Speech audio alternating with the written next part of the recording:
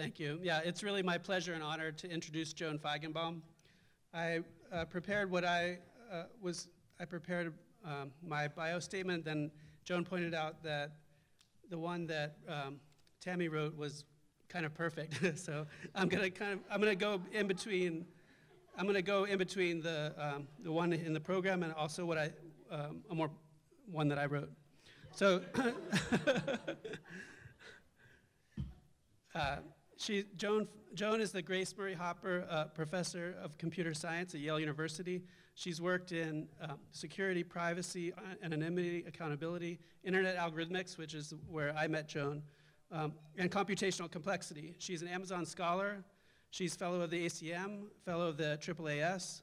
She's a member of the Connecticut Academy of Science and Engineering and a Connecticut Technology Council Woman of Innovation. She was an invited speaker at the International Congress of Mathematicians. She's been involved in DIMACS, really from the beginning, since 1989, since it was founded. While she was at AT&T Bell Labs in the early years, she was a central figure in many DIMACS programs. She co-directed the 1997 DIMACS Research and Education Institute. She was editor of the second volume in the DIMACS book series, co-organizer of the DIMACS Special Year on Massive Datasets, the special focus on next generation networks and technologies and applications, and the special focus on computation and socioeconomic sciences. That's also, that's where I ran the prediction markets workshop, and that I remember that special focus was really instrumental in my field. I met Joan early on, and I had the pleasure of working with one of her students, one of her postdocs. Also, Joan and I worked on co-founding an ACM journal, and we ran the ACM SIG together. So those are two of the many, many, many great service that Joan has done in theoretical and applied computer science. And so my career has been much improved by knowing Joan, and I know DIMACS is very, very lucky to have Joan involved through all these years. And the latest thing she's working on is another new connection, computer science and law, and that's what she's going to talk to us about today. So thank you, Joan.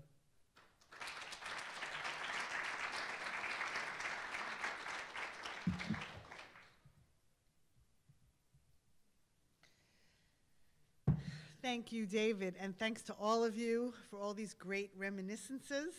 I have, in fact, been involved in DIMACS since the beginning. I think it was actually a little bit before the beginning.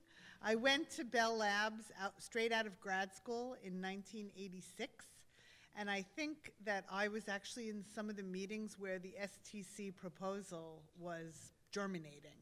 I was very junior then, so I didn't have any responsibility for the proposal, but I think I was watching, and I was impressed with what I saw. So maybe if any of you was in one of those meetings, you can verify that I'm not just imagining that, I'm actually remembering it. Okay, so what's up now? ACM. ACM is trying to get something going. Oh, by the way, for the non-computer scientists in the room, ACM stands for Association for Computing Machinery. It's the main professional society for computing. I guess it's like AMS, although AMS is American. ACM is international.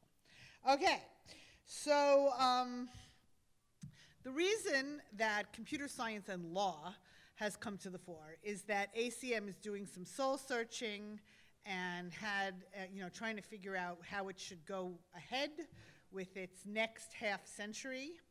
The Turing Award which is the main award given out by ACM and the highest honor in computer science, had its 50th anniversary in 2017. So it's like, what is the next half century going to be? How is it going to be different? So a few years ago, there were a bunch of small group meetings in which ACM brought together some senior people in small groups to talk about how should ACM's scope and structure change in response to the changes in computer science. Okay, so I was at one of those meetings with Jeanette Wing and Jennifer Chase. It was very interesting. Since ACM was founded in the mid-20th centuries, everything has changed. Computers were relatively new back then, and by now, computers are everywhere. Computers have become essential tools. Everybody uses them. And we've now actually gone beyond everybody uses computers. More and more people are actually doing computation, doing real computation, not just using computers as appliances, but thinking about sophisticated computation. Algorithmic formulations and algorithmic considerations are working their way into many other disciplines that they haven't traditionally been in, including social sciences and including law. And in the academic world, and the research world generally, there's a lot broader concept of who is a computer scientist. There are computer science departments hiring people who, not too long ago really would have been considered social sciences.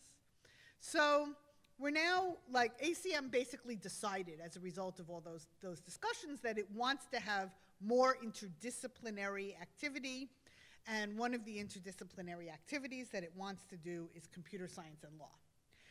And at the end of 2018, Vicki Hansen, who's the ACM CEO, asked me to get something going in computer science and law, make this happen. And in particular, make an event happen sometime in 2019. So in the last Monday in October in New York at the New York Law School in Tribeca, it's a beautiful place for a meeting if you're looking to cite a conference in New York. We had our inaugural ACM Symposium on computer science and law. It was really not a traditional research conference. It was more like a kickoff event or a convening. So these were our 3 keynote speakers. You know the one in the middle, that's Shafi Goldwasser, who is a famous theoretical computer scientist. And she has spoken at DIMEX many times, no doubt. And she gave a keynote talk on what cryptography can bring to law. The one on your right is Ed Felton. He is a Princeton professor, both a CS, a professor in a traditional CS department, and also, I think, the founding director of an institute on internet policy, where many of the people are not computer scientists, and in particular, there are lawyers and policy people there. And he spoke on when code isn't law. And that's a riff on a book by Larry Lessig entitled Code, where there was a lot of talk about how code is law. So there's been a lot of revision of that since it was first published in the early 2000s, including by Lessig himself, and Ed Felton gave a really, really good discussion of how code and law are complements, they're not substitutes. Okay, so the person you probably don't know, one on your left, is Jack Balkin, who is a constitutional law professor at Yale, and who's just a really fantastic, man of all talents, jack of all trades, just a really, really interesting, brilliant guy. He's written about music and art and legal theory. So he is the founder of the Information Society Project at Yale. He was sort of ahead of his time on looking at the connections between CS and law. And he gave a really great keynote talk about how to regulate and not to regulate social media. All right, so if you go to the website for this conference, you'll see what the panel discussions were about, and we're hoping soon to have videotapes of all of the talks and panels. All right. So what is computer science and law? So basically, in a nutshell, to me, the key thing here is and. I really think and means and, intersection, okay, logical and. And so we want to address problems that are simultaneously computational problems and legal problems. So this might be what I'm going to say now might seem a bit ungrateful to David. But one of the reasons I'm so adamant about this is I used to be a player in computer science and economics, the ACM SIG Econ. And in fact, David, as David said, he and I were executives of SIG Ecom together. We started a journal, blah, blah, blah. And the reason that I no longer work in SIG Ecom, well, there's two reasons. One is my students were all interested in security, not econ, and I was sort of drawn by them. But the main reason that I wasn't satisfied with that field is that it seemed like a very large fraction of what was done in SIG Ecom conferences was theoretical economics. It really was not anything. There were paper after paper after paper with nothing computational at all. And while I have nothing against theoretical economics, you know, I actually have friends who are econ theory people. Really? Like, that's not just a cliche. Dirk Bergerman at Yale is my friend, you know. But I'm not, if I'm going to do pure theory, I'm going to do complexity theory, you know, algorithms. I don't want to do economic theory. The reason I was interested in this is I was interested in problems that were both algorithmic problems and incentive problems. So if I'm going to push this CS and law thing, it's got to be and it's going to be hard, and we're going to get to that. All right, so let me give you two examples of problems that I think are problems in CS and law. One has to do with security, and the other has to do with freedom of expression online.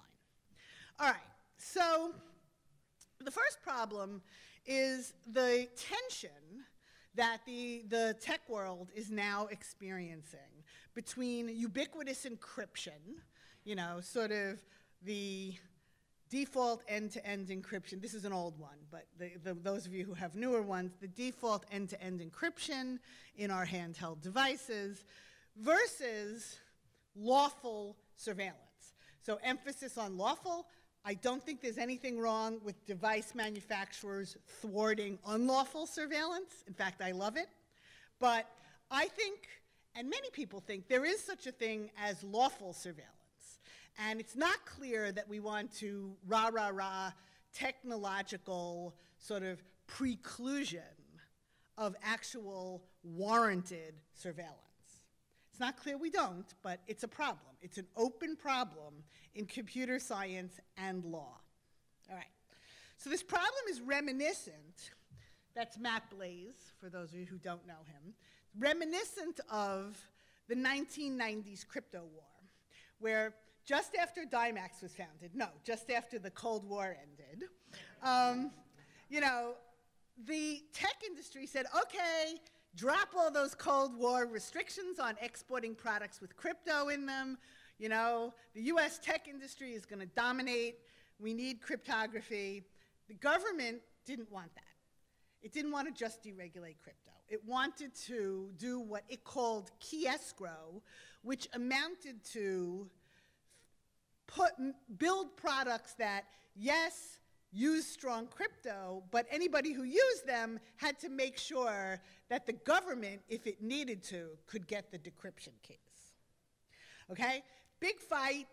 Technologists said this is not technically feasible. If you build that law enforcement access feature in, you're going to make the whole thing insecure. We're not going to be able to sell these products. Overseas customers are not going to want products where they know that the U.S. government, not their government, but the U.S. government can get in if it has a warrant, or, you know, if it convinces the manufacturer or whomever. Matt Blaze found a technical flaw in the government's Clipper chip design, which is the way it wanted to do this. Big fight, and the government caved. The opponents of key escrow won. Fast forward to the 2010s, that's Edward Snowden. Edward Snowden exposed a tremendous amount of unwarranted, I would say illegal, bulk surveillance. The tech industry freaked out, and for that and other reasons, we are now, I guess I'm part of the tech world, end-to-end default encryption that you don't, as a user, even have to activate, it just happens automatically, is now being built out much broader and deeper into the communications and computing infrastructure. Once again, law enforcement is freaking out. Law enforcement is saying that it is going dark. Intelligence doesn't say that. They tend to say they're going dim. But law enforcement is going dark, and they once again are asking for some kind of law enforcement access feature. Somehow, some way for a law enforcement agent, if he has a warrant, an authenticated warrant, to be able to unlock a device, even if the user is not around to supply a passcode. Same objections. Vendors object, it's going to destroy our overseas market, it can't be done securely, blah, blah, blah. All right, so we have the same argument coming up again. Now, is it actually exactly the same argument? That gets to the "and" question, which I'll get to at the end of the talk. Perfect example of this conflict is the FBI versus Apple case. So brief summary of the case. Syed Rizwan Farouk and Tashfeen Malik, terrorists, shot up the San Bernardino, California Health Department building where they worked. They killed 14 people, and they injured 22. They also died in this conflict. FBI, well, they were killed in this conflict. FBI took possession of an iPhone that his employer, that was the San Bernardino Health Department, had issued to Farouk. The phone was locked. Farouk was dead. The law enforcement could not do an exhaustive search of the passcode space. As you know, you guess like 10 times or whatever it is, and then the thing locks. So FBI asked Apple to unlock this phone. And they said, we can't do that. You know, that's not the way this, iOS 9 doesn't work that way. We can't unlock it. So Apple, said it can't lock it. The FBI filed a motion in court to compel Apple to develop software that would unlock just this phone. Yeah, I have a bridge to sell you. So, in fact, while they were saying it's just this phone, there were motions being filed in other courts saying, I want that feature to unlock this drug dealer's phone and this other criminal's phone. So that was clearly nonsense, but that was the way they phrased their motion. Apple filed a motion to dismiss. And the reason this is still a completely open question, should you do this, can you do this, why would you do this, when would you do this, is that the legal question remains unresolved because the FBI discovered that it could buy the services of a commercial gray hat hacking outfit that would give it the software that it needed to unlock a locked phone. A little bit weird that they didn't know that that service was available when they filed the motion. They should know these things. And anyway, this whole gray hat hacking thing is an industry. I mean, I think they used Grayshift. There's Grayshift, Cellbrite. There are many firms that do this. Okay, so what is this about? How do you look at this? Technically, legally, politically. So the way the slide title that I'm using here is Competing Rights and Fears. So you can focus your fears and your demands for your rights as an American on the government, okay? So you can say we have a right to privacy. Our governments routinely violate that right. It's not just the American government. Citizens of democracies all over can say we have a right to privacy. Our governments routinely violate that right, and the only effective grassroots response to mass surveillance is mass encryption. And I don't care if that makes things more difficult for the government, so what? Okay, if they have to use a gray hat hacking tool, or they have to get the information some other way, I don't care. I want to protect my right to privacy. Or you can focus your fears and your demand for your rights on the tech industry, and in particular on the giant tech platform companies that a lot of people say have too much power. Monopoly or near monopoly tech platforms have too much power. As Rosenstein says, it's a very interesting article called Surveillance, the title of which is Surveillance Intermediaries, by a law professor called Rosenstein. And he says that, as surveillance intermediaries, these firms amass a lot of private data and essentially have some power to intermediate between the citizens and the government. about how much access can the government have to that data. So on the one hand, sometimes they're actually good for protecting citizens' privacy, you know, like what Apple did when it felt it was really good for Apple's business to go to court to dismiss that motion. You know, so sometimes the tech companies will try to keep the government out of our private data, but sometimes, you know, when they see it as good for them, they'll cooperate with the government. So they are surveillance intermediaries. So you could take the position that I demand my right as the citizen of a democracy to have the decisions about what data should be private and when we should be compelled to give the government access to personal information and all kinds of policy decisions, to give that decision-making power to our elected representatives, not to a for-profit company that serves as an intermediary and is self-appointed in that role. Open question. CSN law question. Okay. All right. So this last slide on this problem, there's basically three ways that people are looking at this and writing about it and talking about it. In the secure systems community, we actually have people who are saying, well, okay, let's try to build a secure law enforcement access feature. So Ray Ozzie, who was a Microsoft systems architect, Stefan Savage, who's a CS professor at UCSD, they have built protocols that allow you to unlock a locked device if you have an authenticated warrant and a manufacturer's key.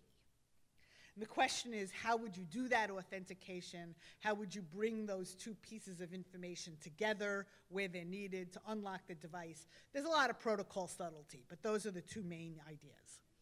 There's one other proposal by Wright and Mayank Varia from BU that does not use that design at all.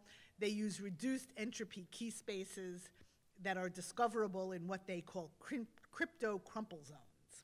Okay, so they're actually trying to say, all right, the crypto community says this can't be done. How do they know? Let's try to do it. Let's put something on the table. Let's challenge people to break it.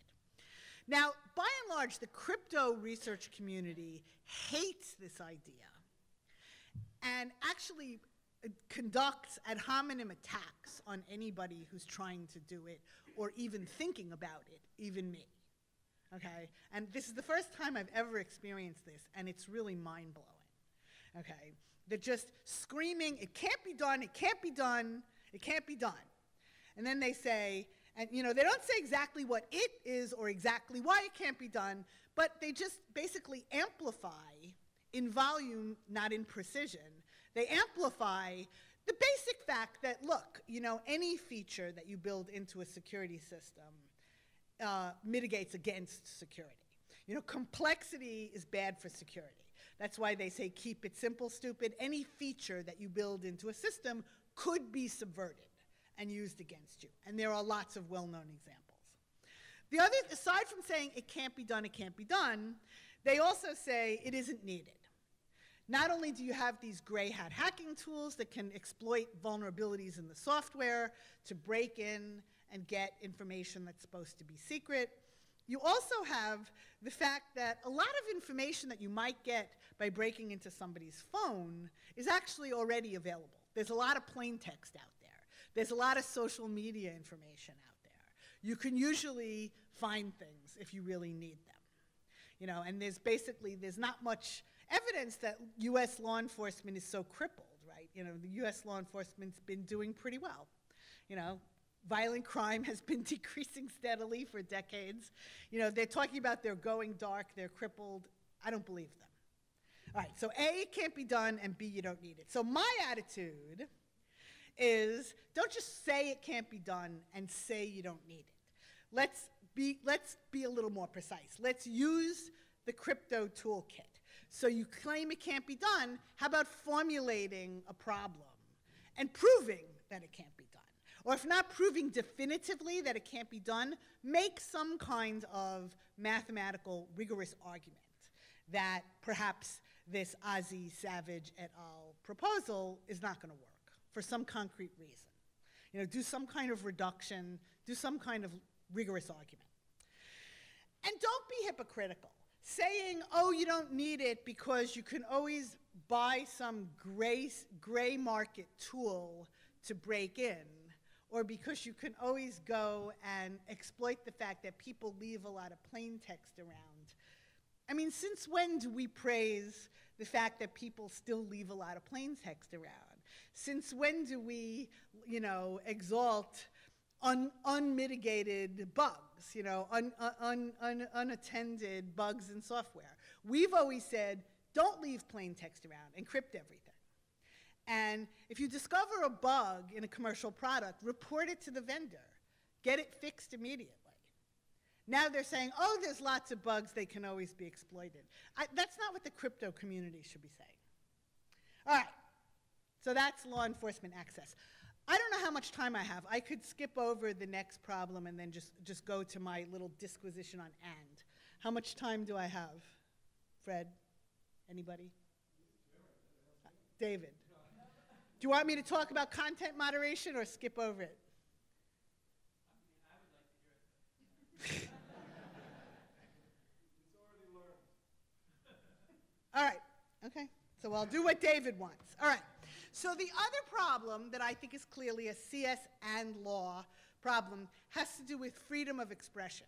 So freedom of expression online versus freedom from harm online, okay? Protection from harm.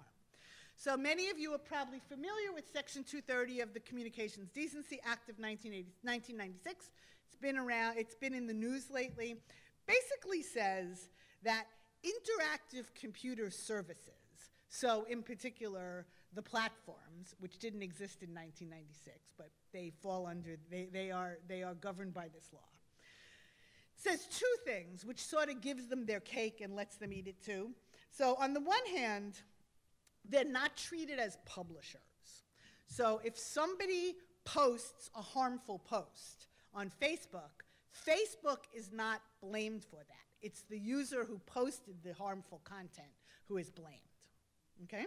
So they're not publishers. Whereas, the New York Times could be sued if it published, something that was libelous or, was in some way harmful, like legally harmful.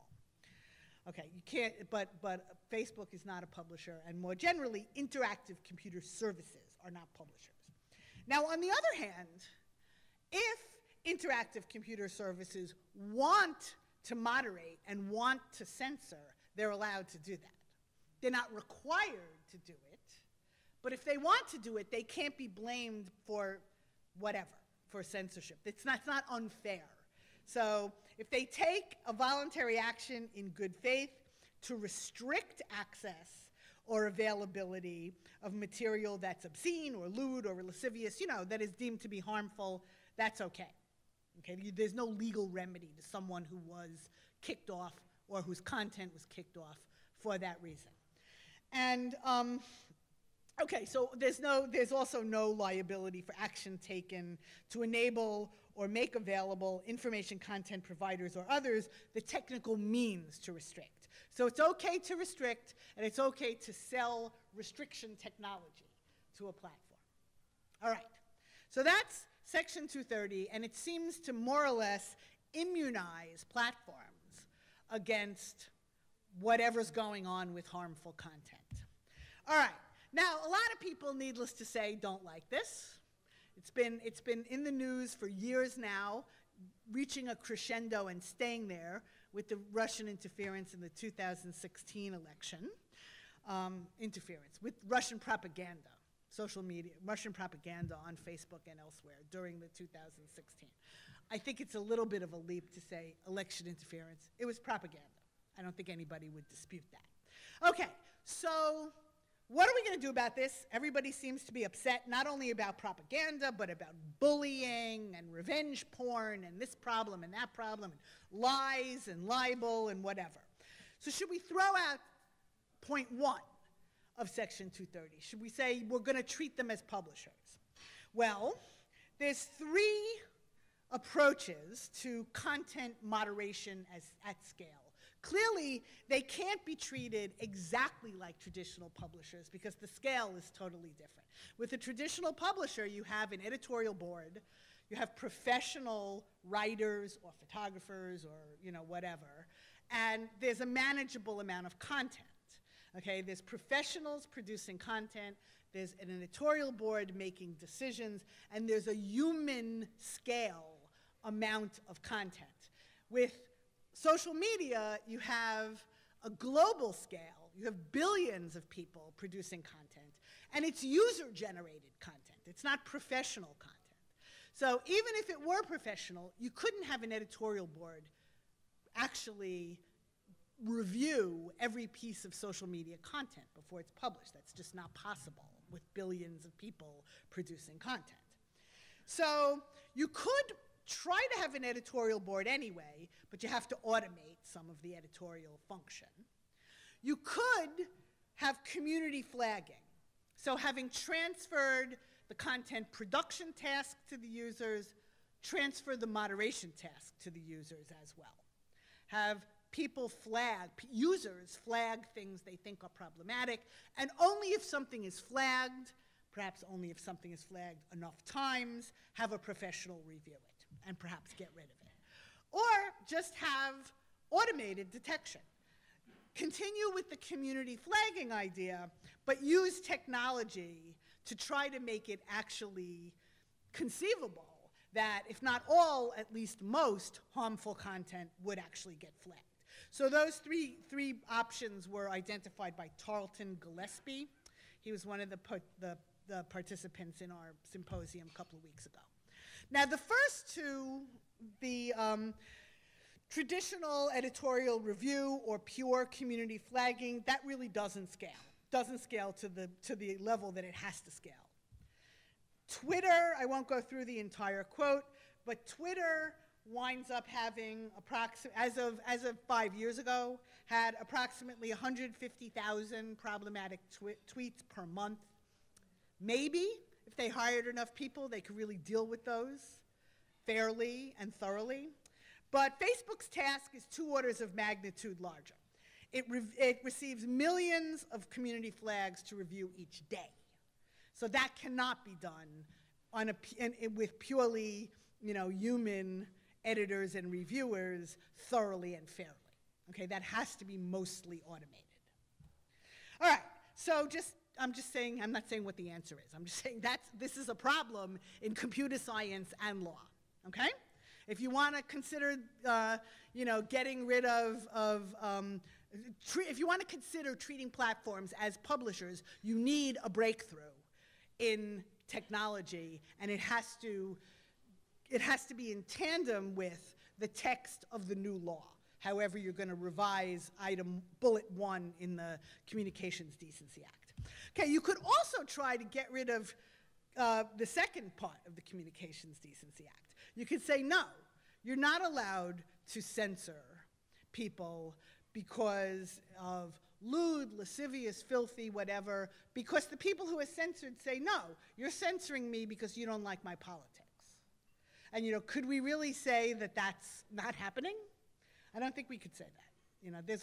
Once you allow a technology platform to start censoring whole categories of content, somebody's going to cry foul. All right, so during his keynote talk, a lot of people were asking Balkin, so should there be a First Amendment? Should we have to implement, if social media is going to be our public square, should there have to be a First Amendment? Should you implement the First Amendment as code, bringing back Lessig's code is law? So according to Balkin, this is exactly what you don't want to do. The First Amendment restricts government power. Corporations are not analogous to government, and we don't want them to be. And his answer is there should be a broad range of social media platforms. They should have varying content moderation policy and a robust culture of professional responsibility. So I guess we all think that that's what should be. It's not exactly what is, so I don't know. Here we have not just a problem in computer science and law, but in economics and politics. So, okay, content moderation is a problem in CS and law. Okay, so what could we do about it? We could explore what we actually mean by a content moderation policy. Okay, we could try to formalize, using the tools of math and theoretical computer science, exactly what a content moderation policy is and what community flaggers are actually supposed to flag. And we could try to come up with some kind of distributed algorithm, say a collaborative filtering scheme, that could aggregate and act on these millions of flags that occur every day.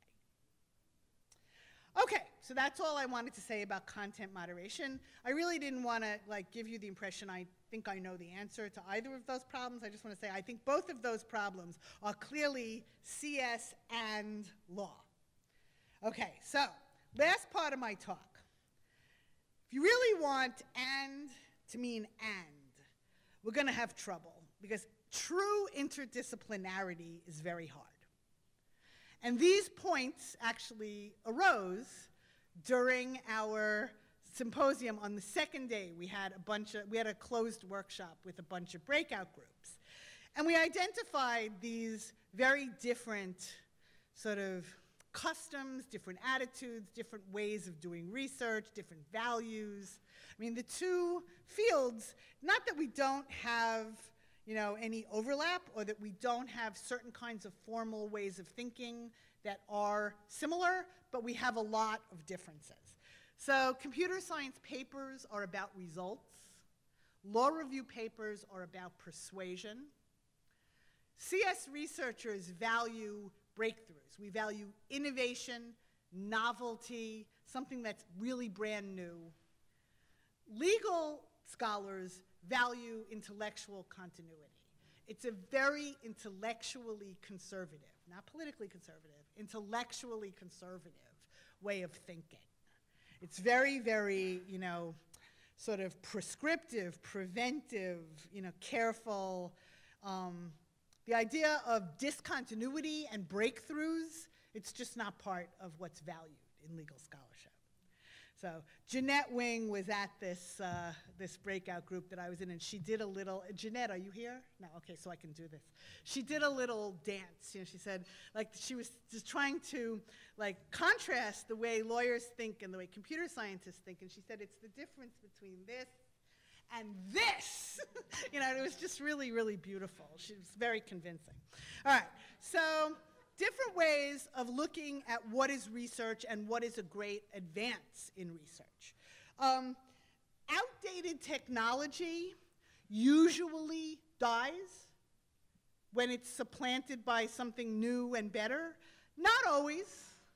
All of us probably have at least one old device that we're still holding on to, even though it's not really fit for purpose anymore. But old technology dies much more often and much more readily than outdated laws die. Okay? Outdated laws just stay around.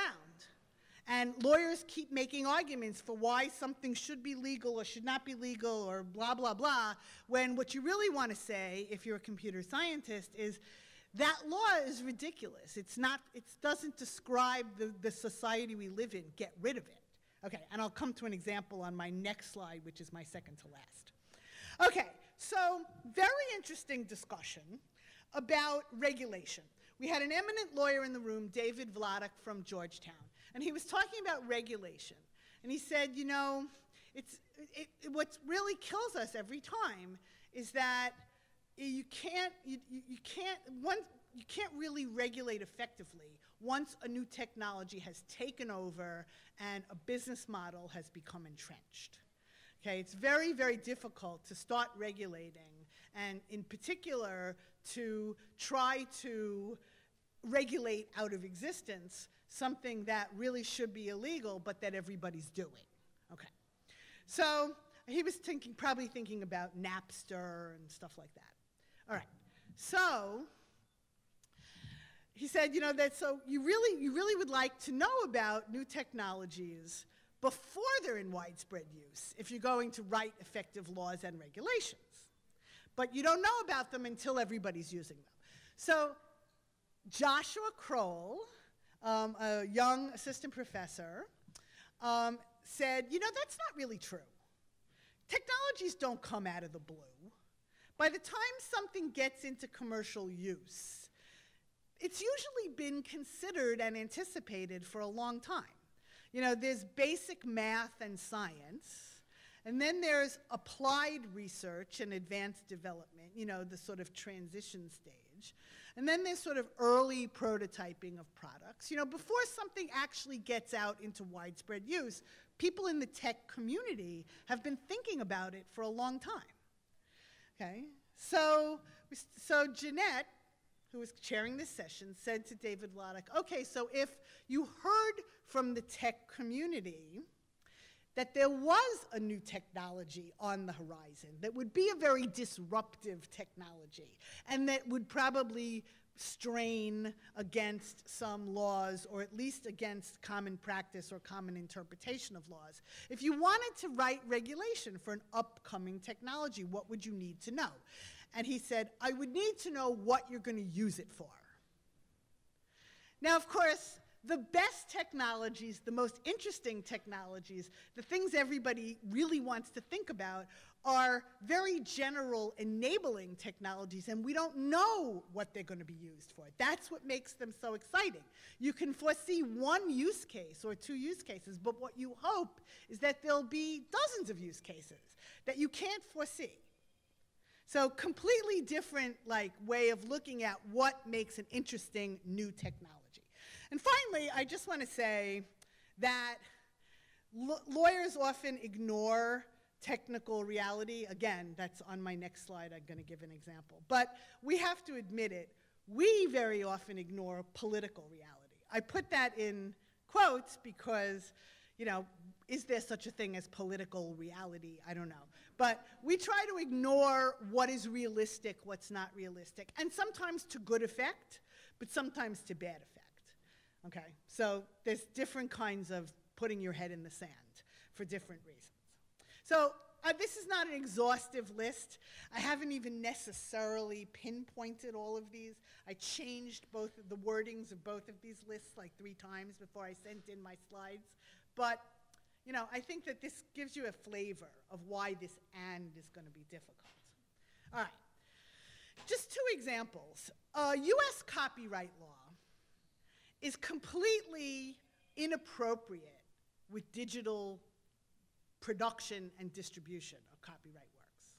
The whole structure of copyright law, where you assign exclusive rights to a copyright owner, and then you give carve-outs under the fair use doctrine, but fair use is not really a right, it's a defense against a charge of infringement, and together these rights and these carve-outs are neither, you know, sound nor complete, and it's focused, most of all the problem is it's focused on copying, which when they were talking about books, copying was a good proxy for infringement. When you're talking about computers and networks, copying is not a good proxy for anything.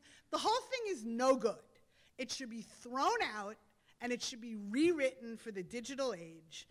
Start with the copyright clause in the Constitution, you know, so to promote progress in science and the useful arts by assigning to authors and creators exclusive rights for a limited time. Start with that. That's all fine. Write laws that actually make sense for the digital world. Now, I was having that discussion with people more than 20 years ago, close to 25 years ago. And nobody denied, none of the lawyers I talked to ever denied that I was right, that the way the law is written now is really not compatible with digital creation and distribution, but they all said that you can't just rewrite the copyright laws. You can't do it. It's not realistic. Why is it not realistic? Well, first of all, that's just not the way they do things. They don't say, let's take a large body of case law and statute and just get rid of it and start over. They don't do that. But also, they say, look, the copyright industries would fight tooth and nail. If you open this up, you know, Disney will come in and lobby the hell out of Congress and get exactly what it wants. And, you know, they start talking about political reality. So we can't do what would be the intellectually satisfying thing, which is go to the copyright clause and say, okay, how do we write law that can be implemented in code and that would get across the spirit of the copyright clause and be appropriate for the digital age. You can't do that because that's just not what's done, and it's not politically realistic. And they write long tomes suggesting tiny tweaks and not clean slate designs. So that's a problem with and. There's a totally different idea of what would be a research accomplishment on digital copyright.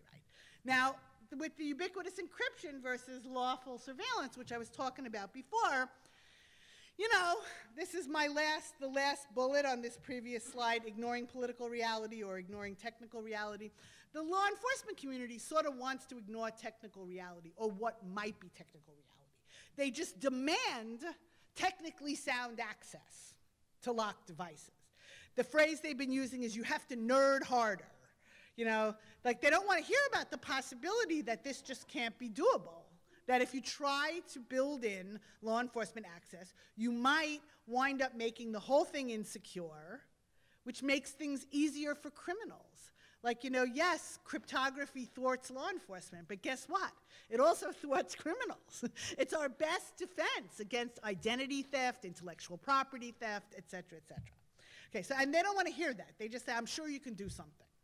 You know, you're really smart, I'm sure you can do it. They've never heard of a lower bound. They wouldn't believe it if you proved one for them. They don't believe it. Okay. And the crypto research community does not acknowledge political reality. They're all saying, we fought this war in the 90s, it's over, go away, there's nothing else to say. And first of all, even technically speaking, the world has changed in the past 20 years. Okay, there's a lot of devices, there's a lot, the technical and the communication and computing environment and the information environment generally is different from what it was in the 90s. So it's not clear that even if it was true that it couldn't be done back then, it's not clear it can't be done with the new devices and the new world we have. But you also can't just say, oh, we had that discussion, it's over. That's not the way socio-technical things work. I talk to Yale students who are not like in any way reflexively pro-law enforcement. Not close, if anything, the opposite. And I say, you know, my community says it can't be done. And they say, why? I don't get it. Why can't you build a protocol that unlocks a device if you have an authenticated warrant and a manufacturer's key? I mean, yes, it would be hard to fill in all the details, but what's essentially wrong with that idea? And they also say, look, how can the tech industry just tell the law enforcement community, we don't care about catching criminals and terrorists. You know, we don't care about your concerns. How can they say, don't regulate us, don't mandate anything, don't tell us what to do? The government regulates everything, doesn't it? The government regulates many products and services. Why not phones and laptops? I don't understand. By what right does the tech community say that it should not be governed? You know, how can it assume this surveillance intermediary position and not be accountable to the government above it or to the citizens below it? It's an industry like any other industry. Of course it can be regulated. Okay. And the crypto world does not want to have that discussion, does not want to recognize the legitimacy of that conversation. And I think that's a huge mistake. Okay, so what we really want to know is what's in it for Dymax, okay? So I think we should have a special focus on computer science and law. Let's form a working group on computer science and law. Let's run at least one workshop in 2020. There's a new NSF program on law and science. One of the program directors was at our symposium. So I think that David and I, and maybe a couple other people, should write a proposal for some funding for a workshop next semester, or maybe next fall. And if you read this description of what they want to do, they want to address social scientific studies of law and law-like systems of rules, as well as studies of how science and technology are applied in legal contexts. So they're aiming for this hard thing. So I think we should give it a try. And I hope that if we do have a special focus on computer science and law, that I'll see some of you at some of the events.